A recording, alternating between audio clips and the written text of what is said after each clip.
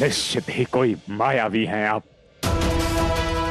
जो मेरे अस्त्र को अपने अस्त्र से रोकने में सामर्थ्य हो।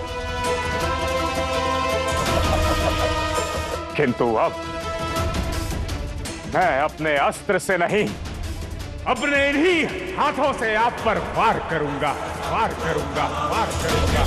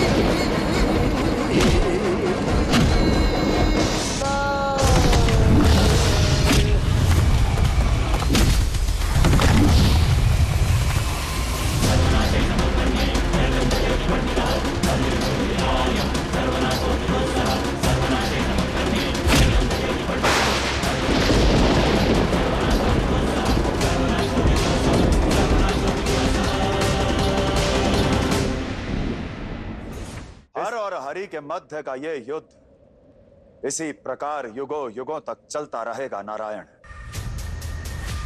परंतु इस संसार के पास समय नहीं है। इस संसार को अपने संचालक की आवश्यकता है, तो संचालक को स्वयं को पहचानने की।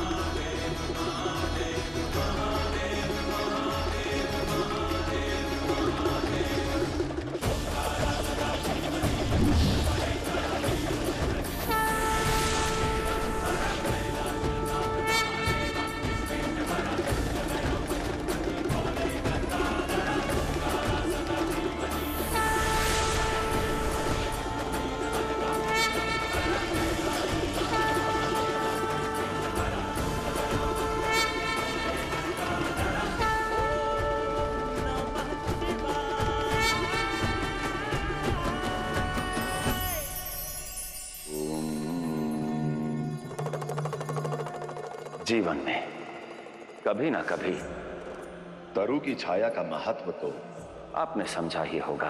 वृक्ष आपको कभी तीव्र धूप से बचाता है, जो कभी वर्षा की बौछारों से, कभी आपको मीठे फल प्रदान करता है, तो कभी जीवनदायिनी औषधि, पुनः तो आपके बुरे समय में बदलता है, और ना ही आपके भले समय में।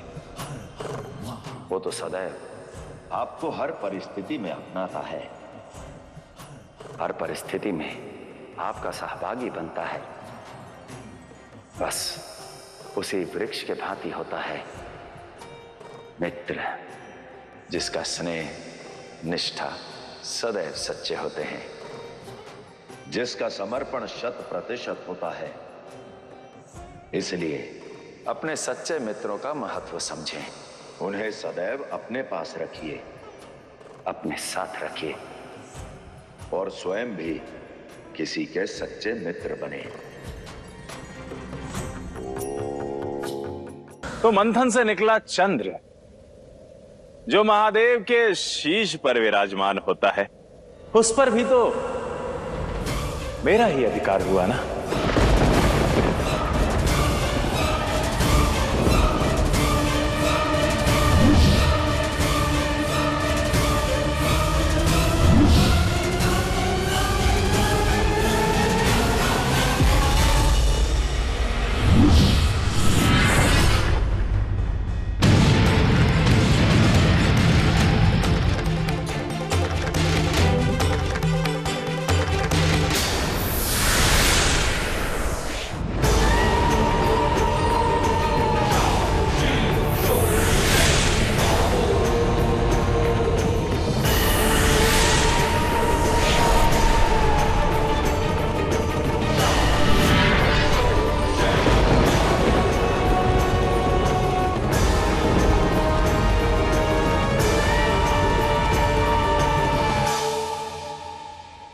उसे रोकना होगा, क्योंकि जितना विश्वास देवताओं का इस पर बढ़ता जाएगा,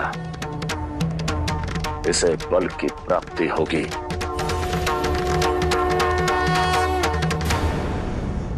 किंतु वो नरकासुर की योजना क्या है? वो चाहता क्या है? अमृत। अमृत। अमृत? बस अब हमारी इच्छा पूर्ण होने वाली है। शीघ्र ही नरकासुर सभी असुरों के लिए अमृतत्व का द्वार खोल देगा और असुर कुल देवताओं की भांति अमर हो जाएंगे। किंतु हम इस अनर्थ को रोकेंगे कैसे शिव? एक मार्ग है देवी, जिससे हम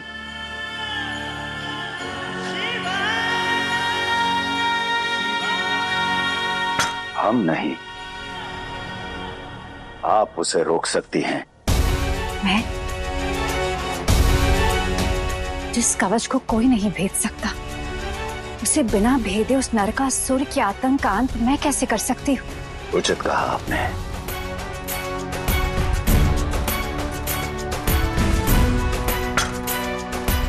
इस कवच को कोई नहीं भेद सकता, परंतु एक सत्य यह भी है,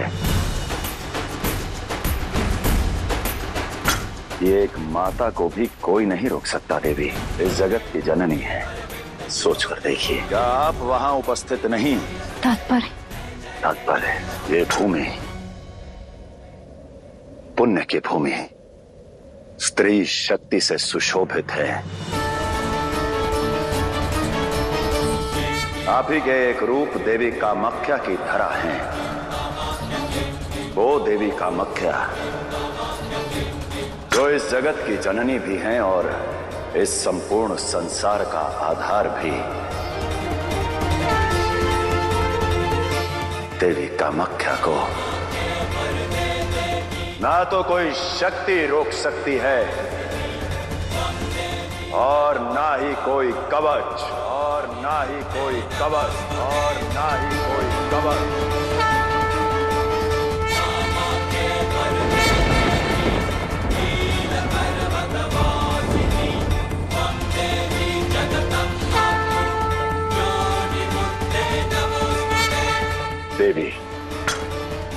ध्यान में लीन हो जाइए। देवी कामाख्या का आवाहन कीजिए।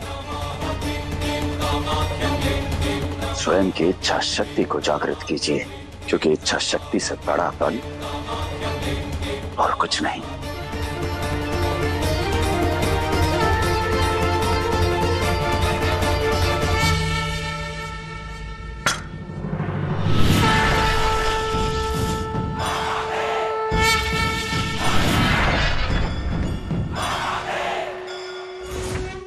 उस दुष्ट नरकासुर ने मेरे भाई नारायण को असीम कष्ट दिया है, हरि से श्री को छीना है।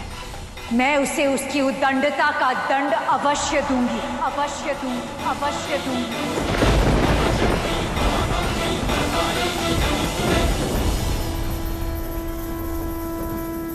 देवी, इससे पहले कि आप इस षड्यंत्र के अंत का प्रण लें,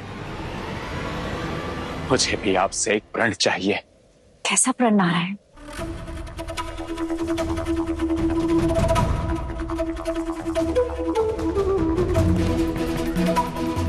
उचित है,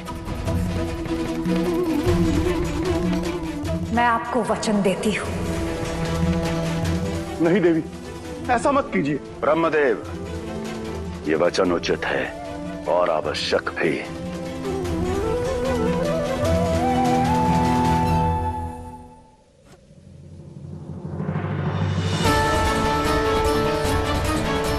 देवी कामाख्या, मैं आपका आवाहन करती हूँ, आवाहन करती हूँ, आवाहन करती हूँ।